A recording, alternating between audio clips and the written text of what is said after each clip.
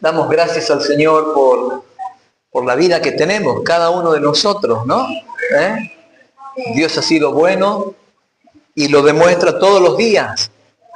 Cada vez que nos levantamos, Dios muestra su amor, su poder, su gracia, nos alcanza de sus bondades, nos sostiene de su mano derecha, nos da la vida, nos da de comer, nos da de beber, nos da de disfrutar el bien de nuestra casa y sobre todo nos da a disfrutar del bien de su casa. Dios nos da a disfrutar del bien de su casa. Y saben que el bien de su casa no consiste en comida ni bebida, sino consiste en poder y en algo extraordinario que es el entender el propósito de la vida. Una de las preguntas filosóficas más profundas que existe sobre la faz de la tierra es: ¿qué hago acá? ¿Para qué vivo? ¿Por qué tengo que vivir y vivir lo que me está tocando? ¿O por qué no las cosas se cambian rápidamente para mí y no cambian rápidamente? Entonces hay muchas preguntas que el ser humano tiene y que a medida que el hombre camina sus días, Dios las va dando a conocer.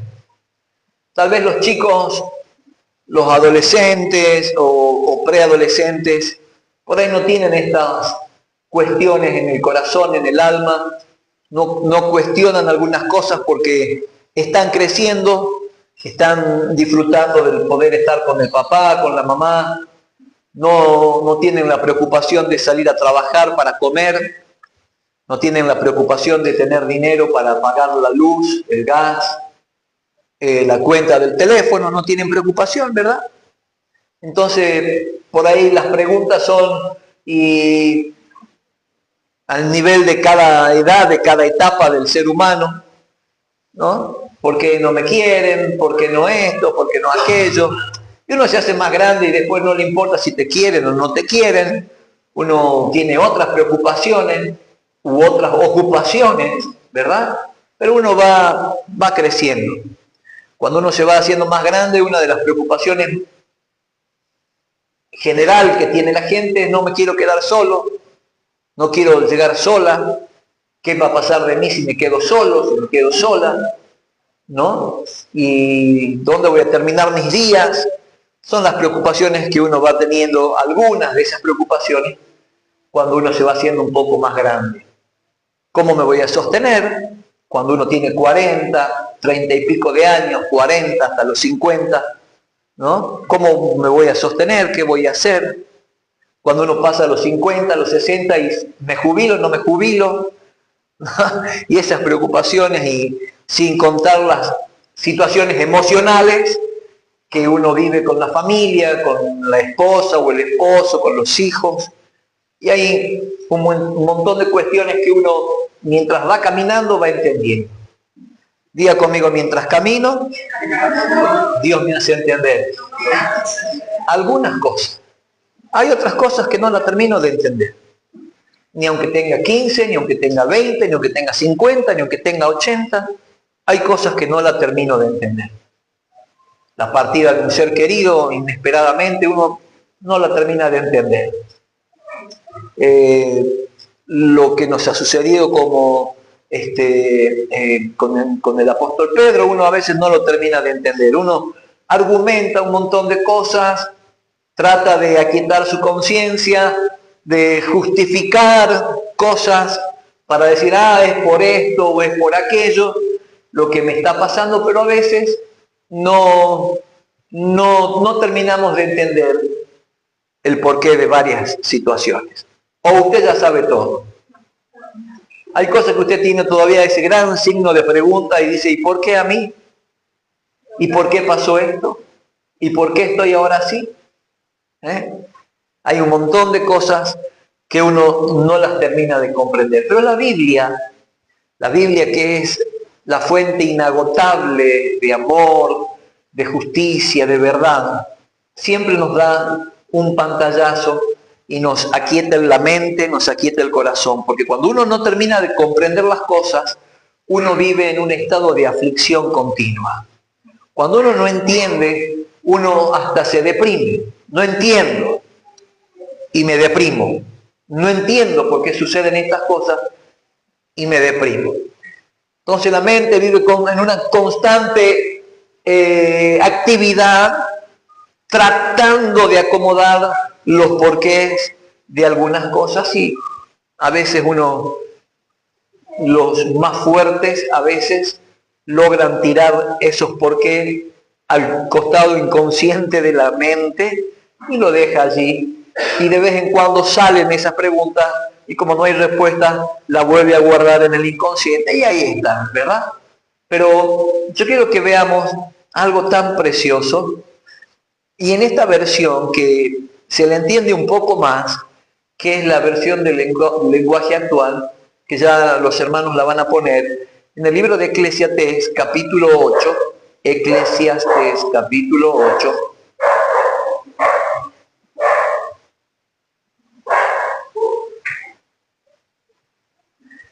desde el versículo 6 en adelante, vamos a leer.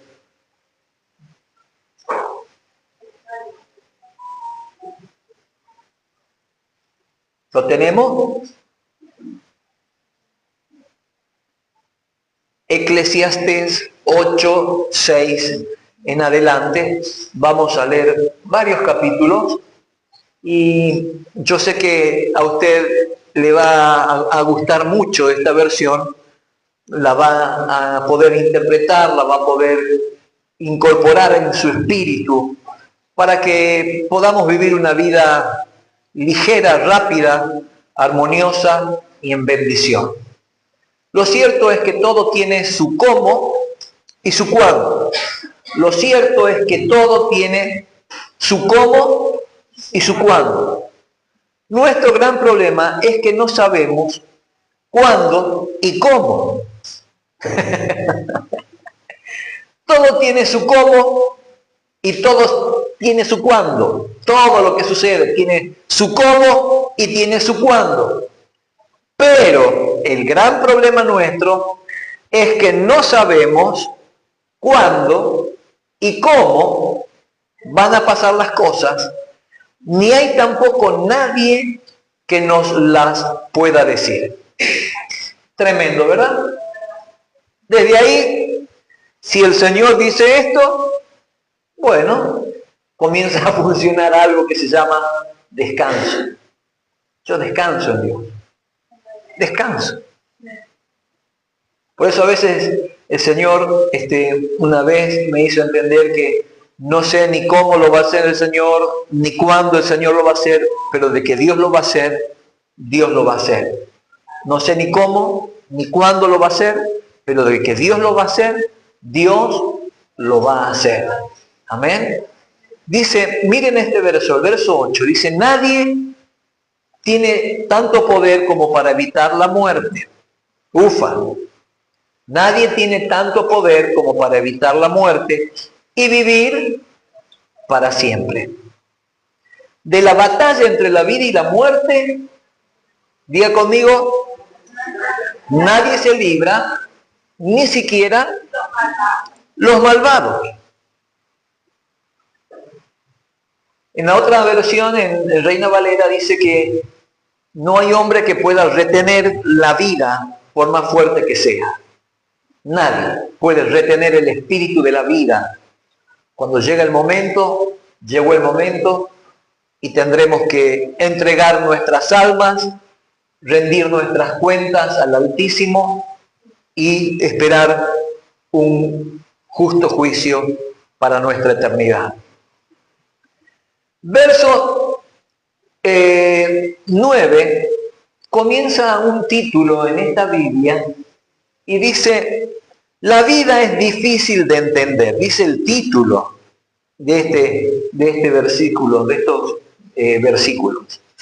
Dice, me he dedicado a tratar de entender todo lo que se hace en esta vida. Y he visto casos en que unos dominan a otros pero que al final todos salen perjudicados. ¿Lo va entendiendo?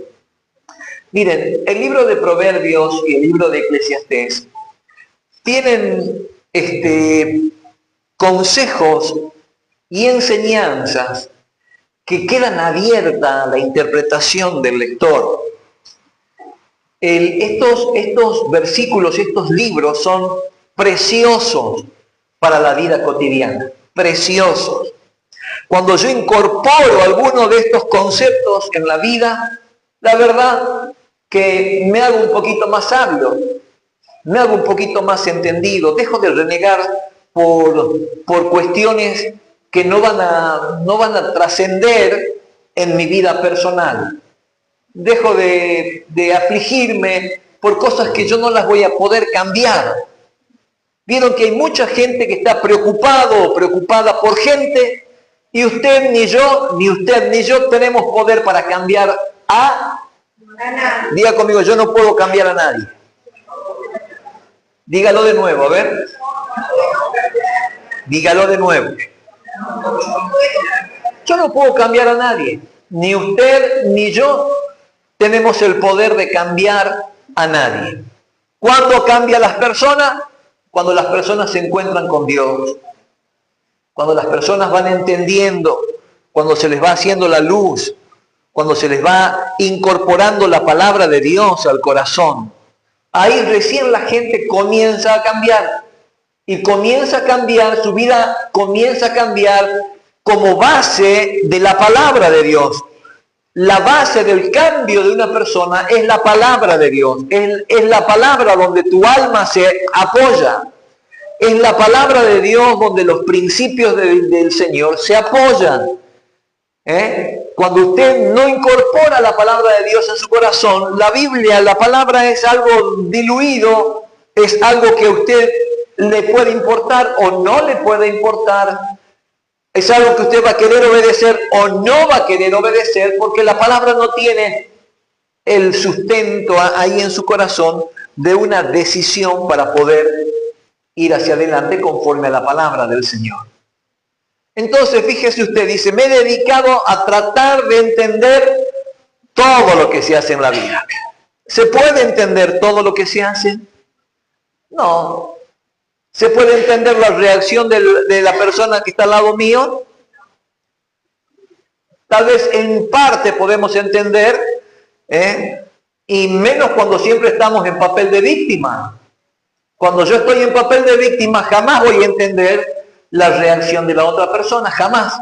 Porque estoy en una condición de víctima, no permitiendo que la palabra de Dios tenga sustento en mi alma para cambiar. Cuando usted se pone en papel de víctima, no logra nada. Diga conmigo, yo de víctima no sirvo. No sirvo. Porque el que se pone de papel de víctima, la palabra de Dios no va a cumplir el efecto sobre él. Al contrario, se va a estirar el proceso de la prueba, se va a estirar el proceso de angustia, se va a estirar el proceso de un duelo, se va a estirar el proceso de un cambio, porque de víctima, la única víctima perfecta fue Jesús. Y él, siendo víctima, no se puso de víctima. Él, siendo el sacrificio perfecto, no se puso de víctima y dijo, pobre de mí, miren lo que me hacen. No. Él estaba llevando todo el pecado del mundo cuando solamente él tuvo una expresión, Padre, si fuera posible, pasa de mí esta copa. Pero inmediatamente volvió a su propósito y dijo, no se haga mi voluntad, sino la tuya. Porque el que se pone de papel de víctima, corre del propósito, se sale del propósito. Dios te quiere enseñar. Cuando vos te pones en ese papel de pobre, de mitad, nadie me quiere, todo me hace mal, No. Cuando vos te pones en ese papel de víctima, de que sos el pobrecito de la película, inmediatamente te desenfocás de tu propósito y pasás mucho tiempo fuera de tu propósito. Hasta que en algún momento el Señor hace entender el poder de su palabra y la necesidad del cambio de cada uno de nosotros.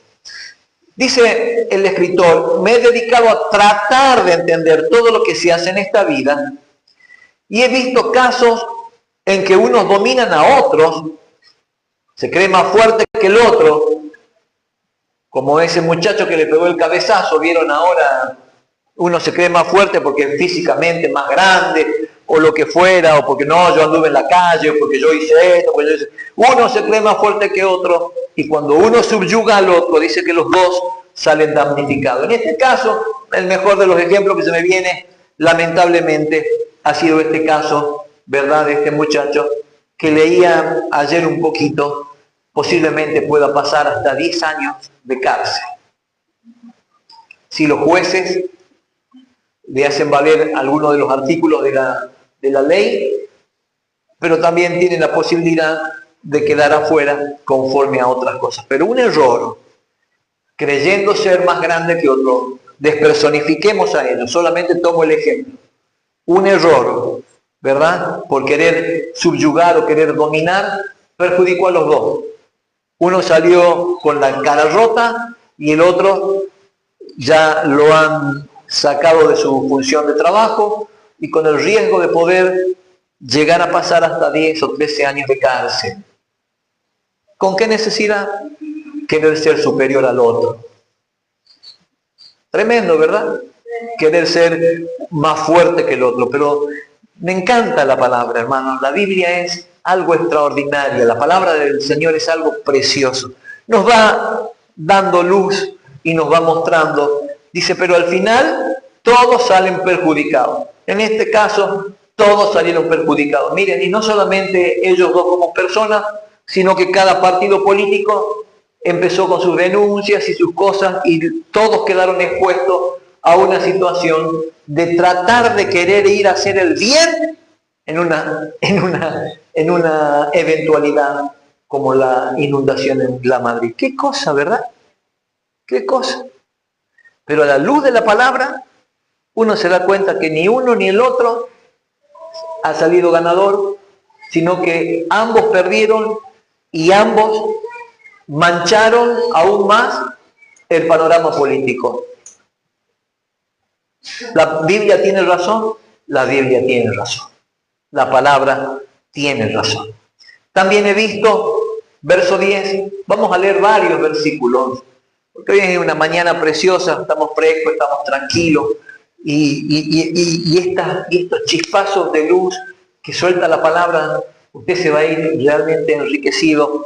Y si usted tiene para anotar allí, el Espíritu Santo te va a hablar, porque lo que yo pueda compartirte a través de estos versículos, Dios te lo va a ampliar, porque te va a hacer dar cuenta de algunas situaciones en las que estás viviendo vos, y sería lindo que la puedas ir anotando, ¿no?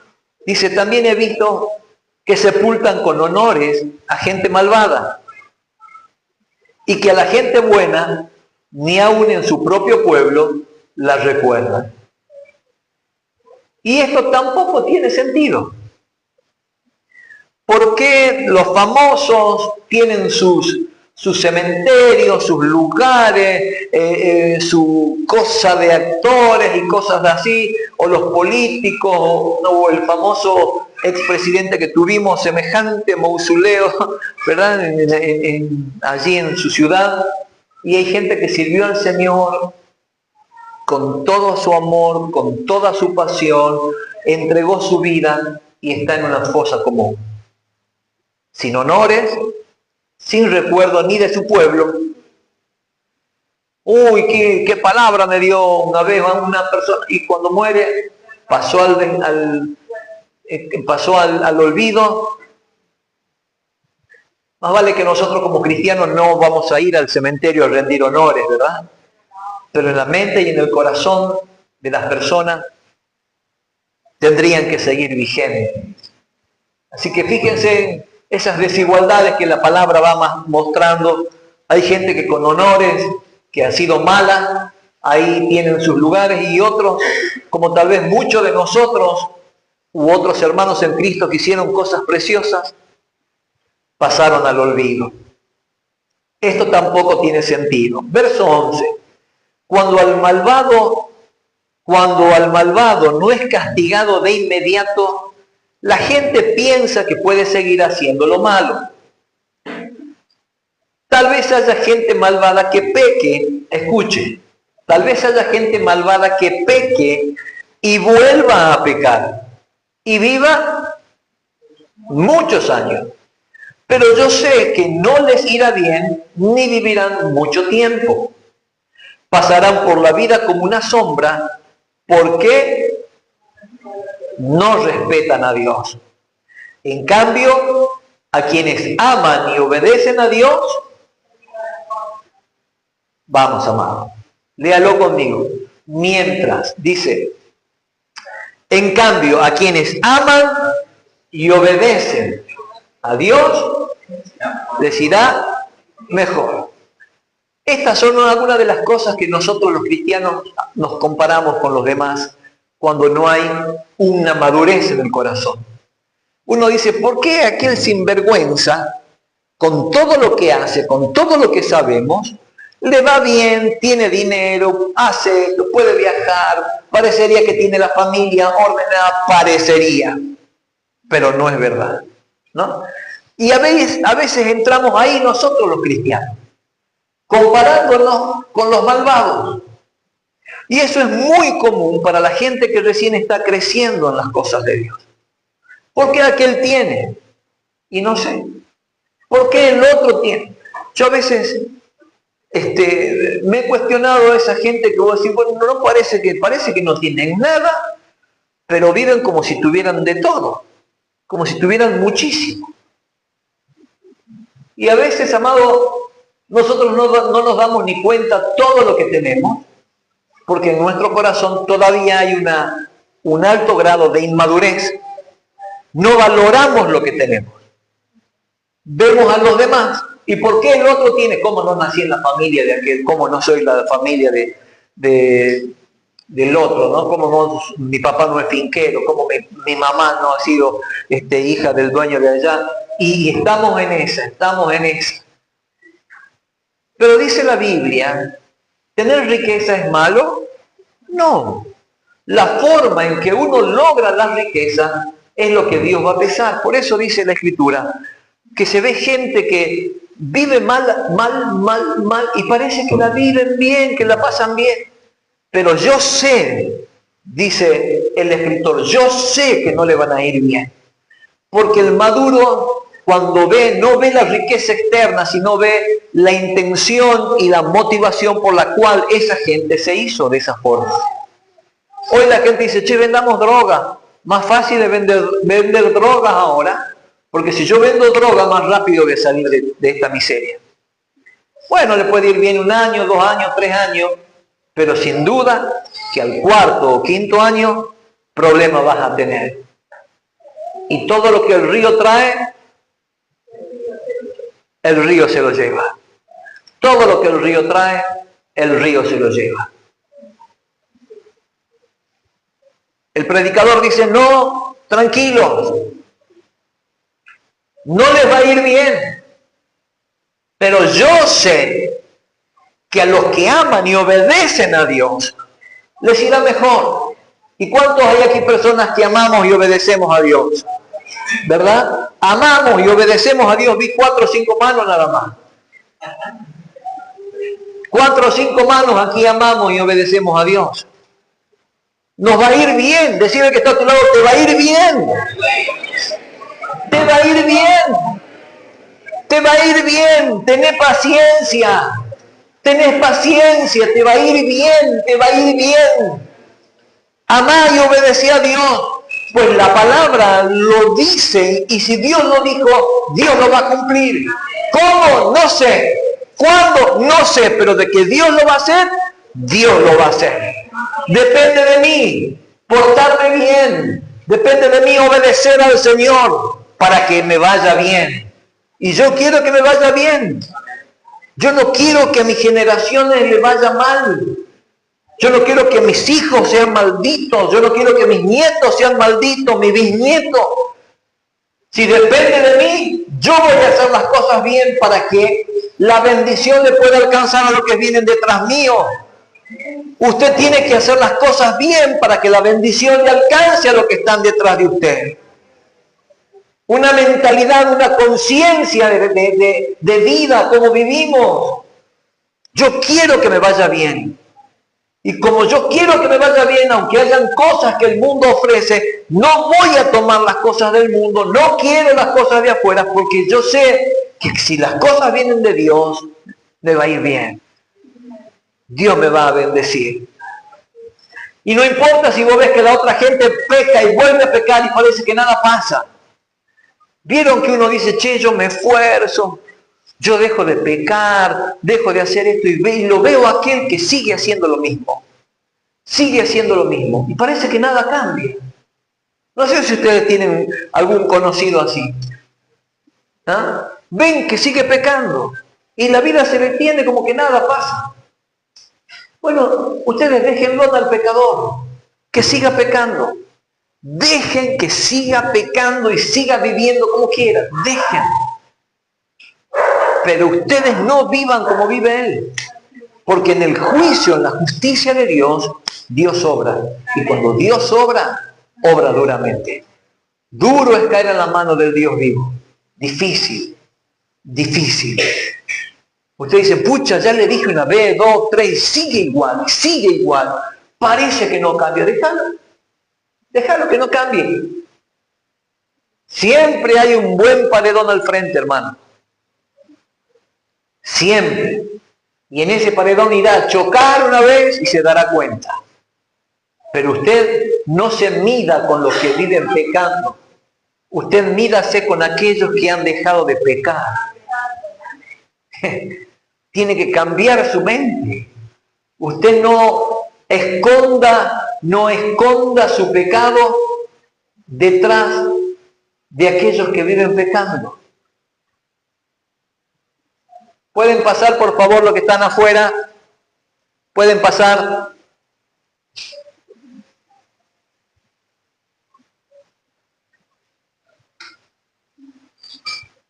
No se midan con los que viven pecando. El que se mide con el que vive pecando es un niño. ¿Vieron? Vos no le decís nada a mi hermana, a mi hermano, siempre me decís las cosas a mí. No te midas con él. No te midas. Aquí el sabio es el que crece. Aquí el que quiere la bendición es el que cambia. Aquí el que quiere ser mejor es el que obedece. Punto. Sin nada de estar, no, porque vos a mi hermano no le decís nada, a mi hermano, mi hermana, o mi hermano, mi primo, mi prima, esto. Déjalo. ¿Saben la gente que yo vi, hermanos, pasar midiéndose con otros? Mucha gente vi pasar en el camino del Señor. Porque decían, no, el otro no hace, el otro no hace, el otro no hace, y él tampoco hacía. Es fácil juzgar a los demás.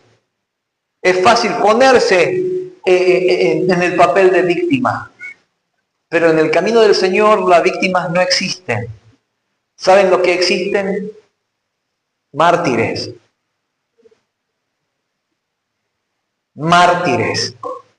En el camino del Señor existen mártires. Quieren decir, muero por causa de. Eso es un mártir. Víctima es circunstancial. Hoy nos cae una bomba acá, víctimas.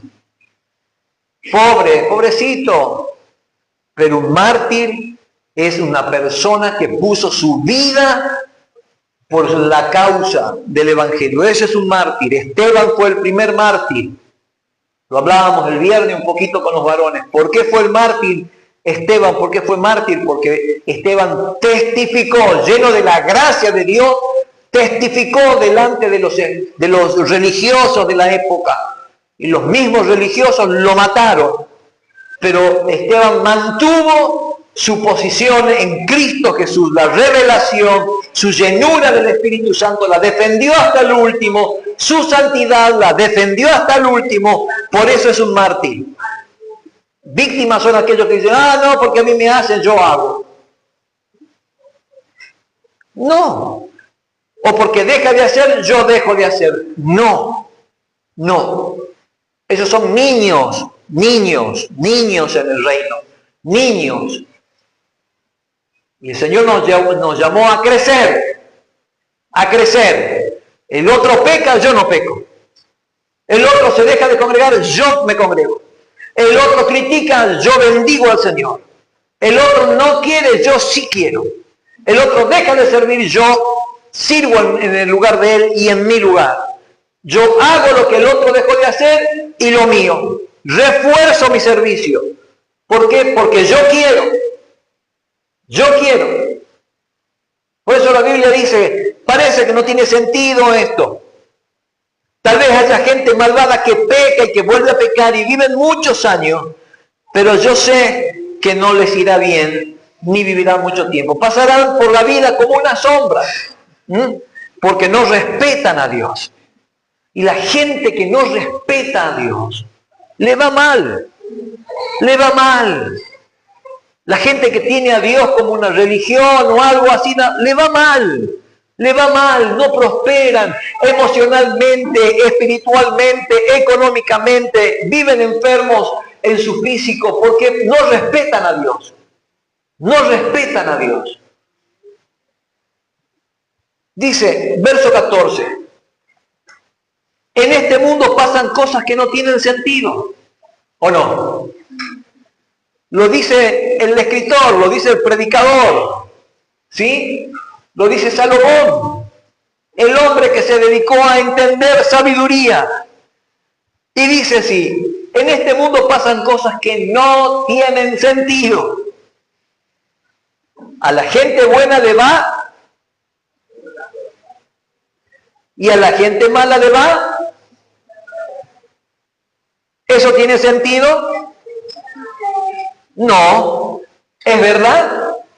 Sí. ¿Tiene sentido? No. ¿Es verdad? Sí. ¿Ah? A la gente mala parece que le va bien y vos que estás esforzando, parece que te va mal. Y digo que esto no tiene sentido.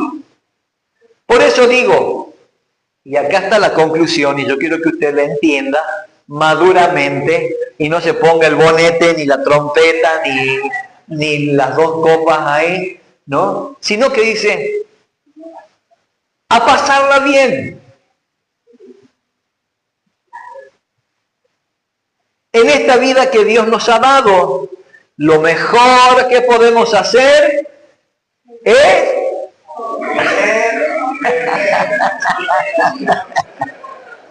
¿Qué es lo mejor que podemos hacer?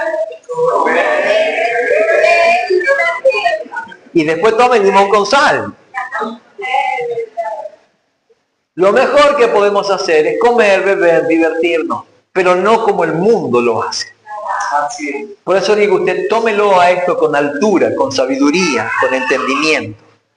El resumen de la vida, dice la versión Reina Valera, es que la pasemos bien, que comemos, que comamos, que bebamos, que nos divirtamos. ¿Por qué tengo que vivir una vida cristiana amargado? ¿Por qué tengo que vivir una vida cristiana siempre pensando en el otro? No, es tu vida.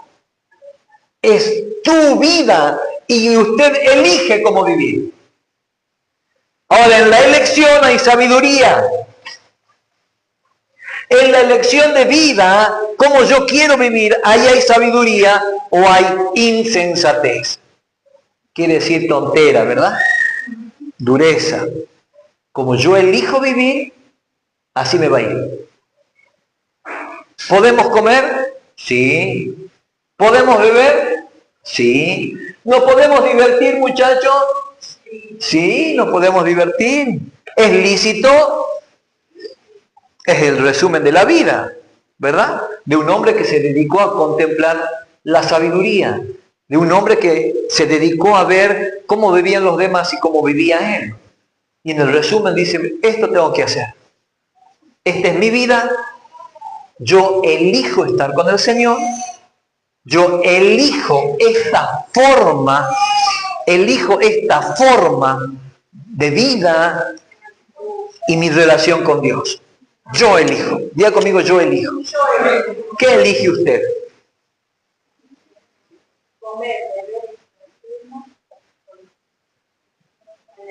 ¿Qué es lo único o qué es lo que elige usted? ¿Siempre vivir peleando? ¿Siempre echando la culpa al otro? ¿Siempre deseando los bienes ajenos y usted? Yo me asombra, mejor dicho, las personas que están con los teléfonos metidos en las redes, viendo, tal vez deseando y no haciendo nada espiritualmente por conseguirlo. Mira qué auto, mira qué barco, mira qué lindo viajar en avión, cómo me gustaría viajar en avión, y la tira la frase, ¿no? Para ver si alguno la agarra. ¿Cómo me gustaría? Y nos quedamos en el cómo me gustaría. Y la gente sabia hace algo para procurar lo que le gusta. ¿Qué te gusta? ¿Qué te gusta? Con mi esposa nosotros nos ejercitamos en eso. Si algo nos gusta, nos ponemos de acuerdo y empezamos a orar. Y empezamos a ver cosas, y empezamos a soñar, y empezamos a decirle, Señor, Señor, y ahí vamos. Y cuando menos cuenta nos damos, a veces tenemos lo que hemos soñado. Pero a veces uno sueña una cosa y el otro trabaja por otra cosa. Imagínense cómo nos podemos juntar cuando uno sueña una cosa, solo lo sueña, y el otro, hagamos de cuenta en el matrimonio, yo sueño una cosa y no hago nada por soñar. Y el otro trabaja, pero con un sueño distinto. ¿Algo se logrará? Repito, yo tengo un sueño y solamente lo sueño y no hago nada. Hagamos de cuenta mi esposa y yo tengo un sueño y yo solo lo sueño, pero no hago nada. Y mi esposa trabaja, pero el sueño de ella es otro. Entonces lo que ella pueda lograr, el sueño mío no se va a cumplir nunca y ella va a lograr lo suyo, pero vamos a estar divididos, separados. Pero cuando soñamos y trabajamos y hacemos algo, procuramos algo en Dios, si la gente en el mundo sin Dios lo logra, imagínense nosotros con Dios. ¿No lo podremos lograr? Claro que sí. Por eso usted no se compare con el que peca. No diga, porque aquel hace así, aquella hace lo otro. Déjenlo a usted. ¿Saben si nosotros tendríamos que juzgar o actuar de esa forma? Ya ni estaríamos. Dios nos hubiera corrido. Entonces, comer, beber y divertirnos, ¿es lícito? Sí. ¿Es ilógica la vida? Sí. ¿De quién me voy a fijar de los demás para vivir mi vida? No. Si de algo me tengo que fijar, es de lo que dice Dios, conforme a lo que está escrito para vivir una vida que me vaya bien. Verso 16, y con esto quiero terminar. Me encantaría leerlo al capítulo 9 porque es enriquecedor.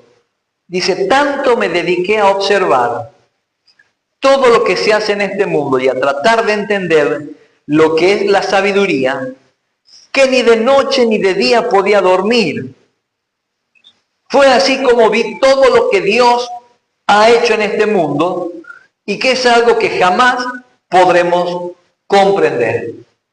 Aunque tratemos de hallarle algún sentido, no se la encontraremos.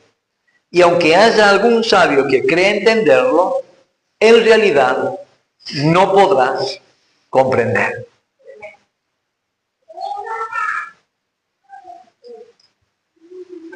Hay cosas que Dios sí te la va a mostrar. Y hay cosas que Dios nunca te la va a mostrar. Acá no se te van a hacer reveladas. El cuándo y el cómo. Sería hermoso poder saberlo. ¿Cuándo voy a ser rico? ¿Cómo voy a ser rico? ¿Cuándo me voy a casar? ¿Cómo me voy a casar? ¿Verdad? ¿Cuándo tendré mi auto nuevo? ¿Cómo lo voy a tener? Pero si Dios está en el asunto, Dios te lo va a conceder. Acá no se trata de entender de antemano muchas cosas. Se trata de amar y obedecer. ¿De qué se trata? De amar a Dios y obedecer. Amados, Dios nos hizo individuales. La salvación es personal. Personal. Yo no voy a llevar al cielo a ninguno, ni ninguno me va a poder llevar al cielo a mí. Yo quiero ir y voy a llegar por los méritos de la sangre de Jesús, pero también porque decidí seguir al Señor y vivir una vida que agrade a Dios. Amén.